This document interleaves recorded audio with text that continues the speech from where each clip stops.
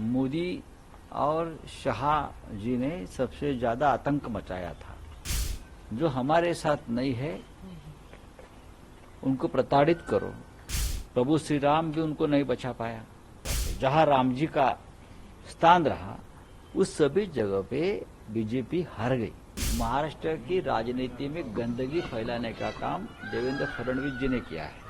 ये सरकार की उम्र लंबी नहीं है। मोदी जी खुद 75 साल के हो गए। तीसरी बार हो जाने दो, तीसरी कसम लेने दो, चौथी कसम हम देख लेंगे। महाराष्ट्र, उत्तर प्रदेश, पश्चिम बंगाल ऐसे स्टेट्स है जहां मोदी और शाह जी ने सबसे ज्यादा आतंक मचाया था, बहुत बड़ा आतंक मचाया था।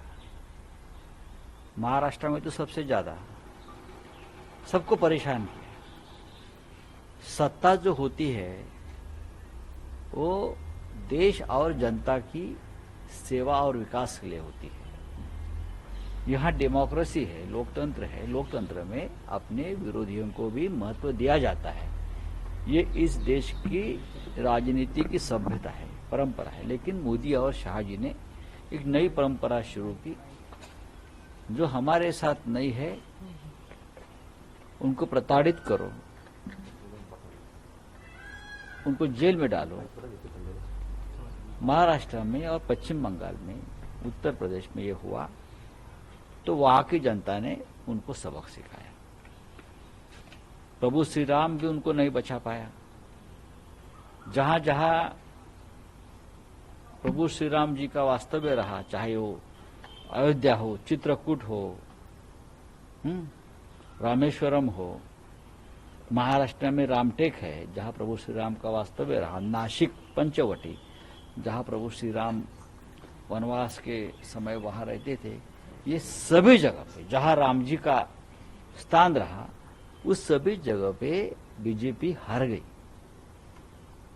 सभी जगह पे। काशी में प्रधानमंत्री नरेंद्र मोदी जी हारते हारते बच गए।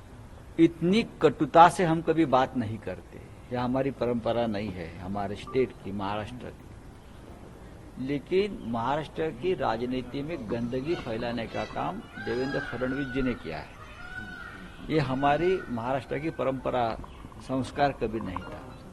हमेशा हमने सत्ता आती है, सत्ता चली जाती है, लेकिन हम नेता हो, कार्यकर्ता हो, हमेशा एक दूसरे के साथ बहुत ही मधुर रिश्ते रखते थे।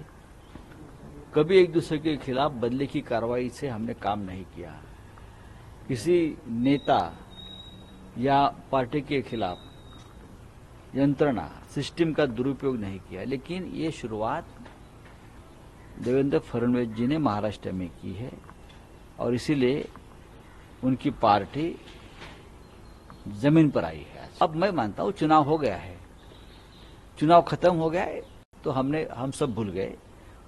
वो चुनकर आए हैं, लोगों ने उनको वोट दिए हैं, वो महाविकास अघाड़ी में रहेंगे। सर ऐसी भी चर्चा है कि उद्धव जी को वापस एनडीए में लाने की कोशिश की जाएगी, उद्धव जी को, ऐसी भी चर्चाएं हैं सर। ये गलत है, अफवाह है। अगर कोई ये इस प्रकार का सोच लेकर अफवाह फैलाता है तो मैं इतना ही कहूंगा, अगर हमारे मन में ये विचार आता है तो ये जनता के साथ द्रोह होगा, गद्दारी होगी, बेईमानी होगी। हमें कभी नहीं करेंगे। इंडिया गेट में कोशिश कर रहा है सर सरकार के लिए आपने कहा है कि सरकार भले ही वो बना ले लेकिन बहुत लंबी नहीं चलेगी। सरकार नहीं चलेगी। ये सरकार की उम्र लंबी नहीं है। मोदी जी खुद 75 साल के हो गए। इतना मैं कहूंगा। इंडिया में कोशिश करेगा सर। आप लोग बातचीत अभी जारी रखोगी जेडीयू के साथ या टीडीपी के साथ? देखिए, साल मिलेगी। बात ऐसी है कि आज नीतीश कुमार, चंद्रा बाबू, चिराग पासवान ये एनडीए के मेंबर है, तो हम उनके साथ कैसे बातचीत कर सकते हैं। लेकिन चाहे नीतीश कुमार जी हो, चाहे चंद्रा बाबू हो, ये सबके दोस्त है, सबके प्यारे हैं। यही लोगों ने सबसे ज्यादा बीजेपी के साथ संघर्ष किया है। यही लोगों ने सबसे ज्यादा अमित शाह और नरेंद्र मोदी जी की तानाशाही के खिलाफ आवाज उठाई है। तो उनके डीएनए में डेमोक्रेसी है और रहेगी, और समय आते आपको पता चलेगा। तो सरकार बनाने की कोशिश कर रहे हैं। संजय तो सिंह सरकार और राघव चड्ढा आपसे मुलाकात की है, क्या उसके उसका बाद क्या अभिषेक कहना बनर्जी है? से मिलने भी गए हैं। हाँ, आपके बाद अभिषेक बनर्जी से मिलने गए हैं, क्या कवायद चल रही है? किससे मिलने गए? अभिषेक बनर्जी से मिलने गए आपके अभिषेक बाद? से भी मिलने गए और अखिलेश यादव से भी मिले। इसी में सर एक और चीज जोड़ते हुए बोलूंगा कि आप लोग हमेशा शिवसेना, अरविंद केजरीवाल और हेमंत सोरेन की गिरफ्तारी पर आप लोगों ने विरोध किया जरूर है। हमने आवाज उठाया जी, है। तो सर अब क्योंकि नीतीश कुमार, चंद्रबाबू नायडू जैसे पुराने सहयोगी जिनको आप डेमोक्रेटिक भी बता रहे हैं, वो आ रहे हैं सरकार में। अब हम उनको सवाल पूछेंगे सरकार में आने के बाद, क्या आपकी सोच वही है संविधान रक्षा, डेमोक्रेसी की रक्षा, या आप भी मोदी और शाह के साथ बदल गए हैं?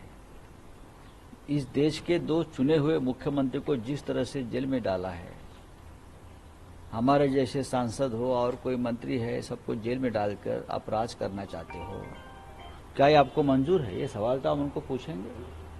और आपके नेता आए थे, जी, क्या बातचीत हुई सर? सभी एक दूसरे के साथ संपर्क में है। अभी वो गए हैं तृणमूल कांग्रेस के नेता से मिलने। आज शाम को तृणमूल कांग्रेस के नेता उद्धव ठाकरे साहब को मिलने मुंबई में आ रहे हैं। तो एक दूसरे के साथ संपर्क जारी है। कोशिश कर रहे थे इंडिया गठबंधन का सरकार बनाने की कोशिश। तीसरी बार हो जाने दो, तीसरी कसम लेने दो, चौथी कसम हम देख राहुल लेंगे। साहब, लोकसभा में राहुल गांधी विपक्ष के नेता हो सकते हैं, अभी मैं कैसे बताऊं, कांग्रेस पार्टी का निर्णय होगा। लेकिन इंडिया अलायंस के साथ चर्चा जरूर चर्चा होगी इंडिया अलायंस के साथ। राहुल गांधी जी को मैंने बार बार कहा है कि नेतृत्व करना चाहिए। वो जनता देश के नेता बन गए हैं, तो संसद में भी इंडिया का नेतृत्व राहुल जी ने करना चाहिए।